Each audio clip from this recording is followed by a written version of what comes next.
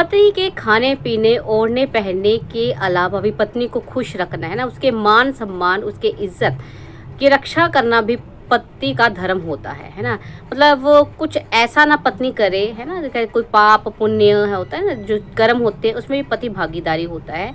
तो पत्नी किसी के दबाव में आके, है ना, किसी की कोई प्रेशराइज करके पत्नी से ऐसे काम न करवा दे जिससे वो पाप की भागीदारी बन जाए, तो ऐसा ना करे। इसकी जिम्मेवारी भी पूरी की पूरी पति की होती है।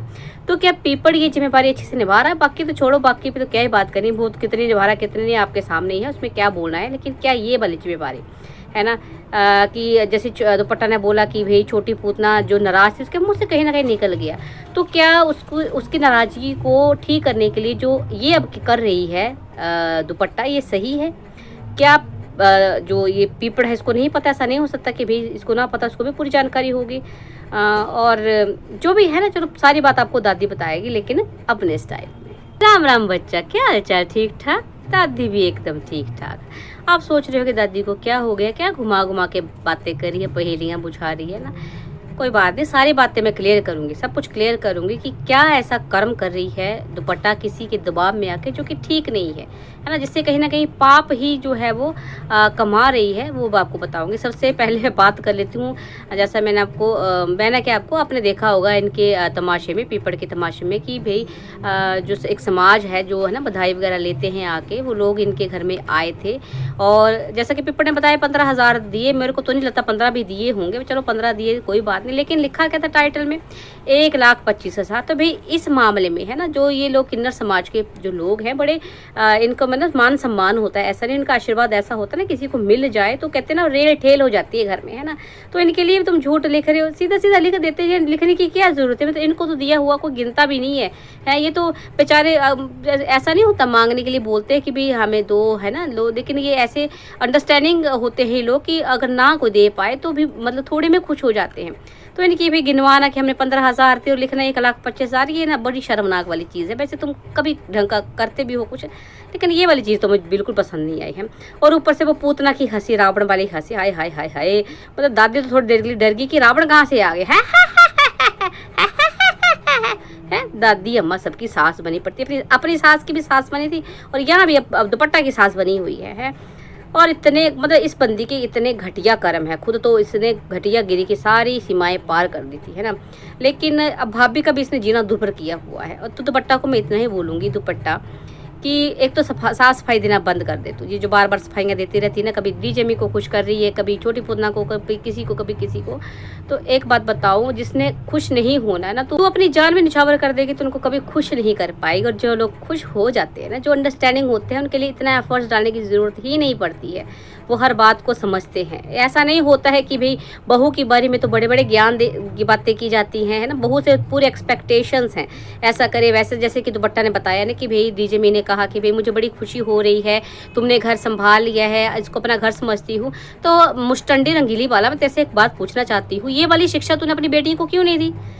बड़की पूतना की भी बात कर लेते हैं। पहले छोटी पूतना के बारे में तुमने जो उधर तुम लोगों ने जाके उधर इतना मतलब रायता फैलाया है, उसके एक तो देखिए हिमाचल में ऐसा है ही नहीं, बिल्कुल नहीं, रीति रिवाज ऐसा नहीं है कि भाई बेटी के जब बच्चा होता है तो माँ जाके वहाँ बैठ जाती है ना। हाँ, ऐसा हो कि सास नहीं हो, कोई सेवा करने वाला नहीं। जब उस बंदी ने पूरी प्रेगनेंसी टाइम में सेवा कर ली, तो क्या वो आफ्टर डिलीवरी नहीं कर सकती थी?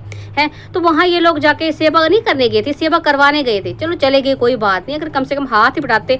लेकिन क्या डीजेमी ने सोचा कि वहाँ जाके ये अपनी बेटी के साथ ये भी अपनी सेवा करवाए हैं? तो ये वाली शिक्षा तुम्हारे काम नहीं आई। खुद तुम्हारे घर में जो एक दिन वो आए लोग बेचारे हैं, तुमसे खाना तक नहीं बना, और तुम्हारी एक्सपेक्टेशंस ऐसी होती है कि सारा तुम्हारी सेवा करे है। यहाँ रहे तो बहू करे और बेटी के ससुराल जाओ तो उसकी सास करे है, बेशरम कहीं के लोग। तो ये जो ज्ञान दूसरी वो बड़की पूतना है, वो तो कभी जाती ही नहीं है, उसको नहीं दे सकती भाई। चलो मान लेते छोटी के तो अत्याचारी थे, है ना, वो तो पता नहीं कीचड़ थे क्या थे, क्या कह रहे तुम लोगों को, उन लोगों को तुमने बोला। लेकिन बड़की पूतना के बारे में क्या हो गया? उसके तो सास उसकी तो बेस्ट फ्रेंड है, उसके ससुर बड़े अच्छे हैं, गहने घूरे पहन के उसको देखना पसंद करते हैं, पता नहीं क्या क्या। तो वहाँ क्यों नहीं जाती है? उसके बारे में भी तुमने उसको तो बिठाया, उनके बेटों को भी अपने घर में बिठा लिया है, उसको भी यहाँ से मतलब जाने नहीं देते, महीनों यहाँ पड़ा रहता था मुस्टंडा कहीं का है। तो ये सारे जो ज्ञान होते हैं ये बहू के लिए ही क्यों होते हैं? थोड़ा सा ज्ञान बहू के साथ साथ बेटियों को भी दे देती, तो उनके घर आज जो है ना ससुराल वाले बेचारे खुश होते और छोटे का भी घर बसा होता। और हाँ, तो चलो मैं बात कर रही हूँ कर्म की, जो मैंने कहा कि भी कर्म खराब कर रही है। तो आपको एक बात लग गई होगी, पता नहीं लगी तो मैं बता दूं कि जहीला रिटर्न हो चुकी है फिर से। हाँ जी, जहीला वो जहीला ने फिर से वापस आ चुकी है, जाती आती जाती आती सिचुएशन के हिसाब से। जब लगता है कि भाई उसका जो है वक्त आ गया है उसके भौंकने का, तो वो आ जाती है वापस, है ना।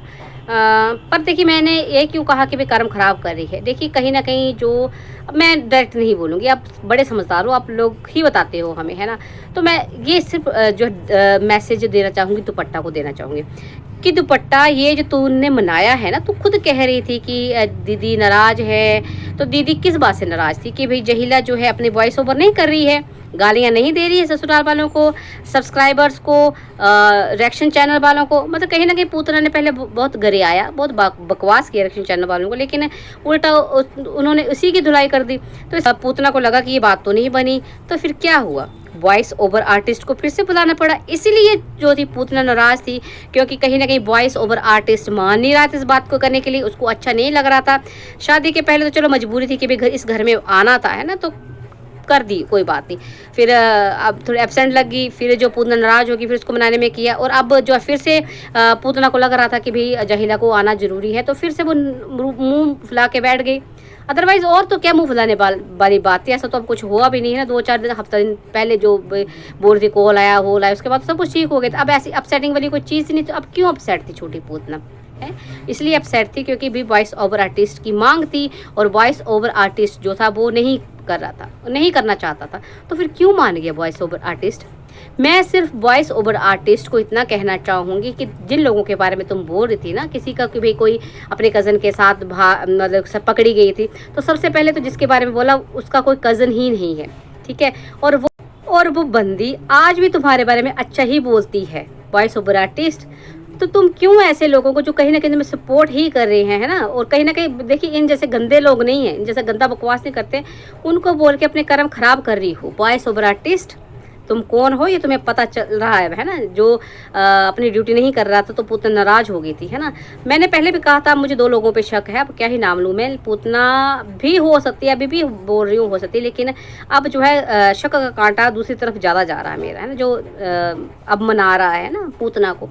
तो ऐसा मत करो, ऐसा करके ये जो पूतना दूसरों को ज्ञान देती है ना कि कर्म खराब, उन लोगों के तो कर्म खराब नहीं हो रहे हैं, लेकिन तुम्हारे बिना मतलब से कर्म खराब हो रहे हैं। जो तुम इसकी सास को, पति को, ननद को, पता नहीं है ना, किसी को कोठे वाली बोलना, किसी को आर वर्ड्स बोलना, किसी को बोलना इसके अपने ऐसे था वैसे, इतना गंद बोलना अभी इसी उम्र में, है ना, तो शोभा नहीं देता तुमको, और तुम्हारे कहीं ना कहीं कर्म खराब हो रहे हैं। तुम बहुत अच्छी हो।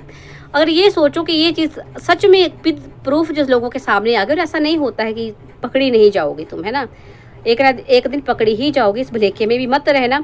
तो उस दिन तुम्हारी क्या इमेज रह जाएगी, खुद सोचो। इतनी अच्छी इमेज तुमने बनाई है वॉइस ओवर आर्टिस्ट, फिर उस दिन तुम्हारा क्या होगा? ज़रा इस मेरी बात पे ना विचार करना, और पीपट तुम भी थोड़ी सी शर्म कर लेना, तुम्हारी जिम्मेवारी है अब, है ना, किसी के मान सम्मान इज्जत की, उसकी इमेज की रक्षा करना, वो गलत ना करें इसकी भी गारंटी तुम्हें लेनी चाहिए।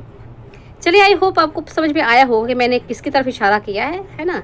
और वैसे दादी किसी से डरती नहीं, लेकिन मैं किसी को ऐसे, है ना, एकदम से बोलना नहीं चाहती। मैं सिर्फ चाहती हूँ कि सब कुछ अच्छा हो जाए, लोग समझ जाएं, और बिना मतलब से अपनी चीज़ें ना खराब, इमेज खराब ना करें दूसरों के चक्कर में, ऐसे गंदे लोगों के चक्कर में। चलिए, मिलते हैं नेक्स्ट वीडियो में। तब तक के लिए वीडियो पसंद आ रहा है तो लाइक कमेंट शेयर करना बिल्कुल ना भूलें, और मिलते हैं। राम राम जी।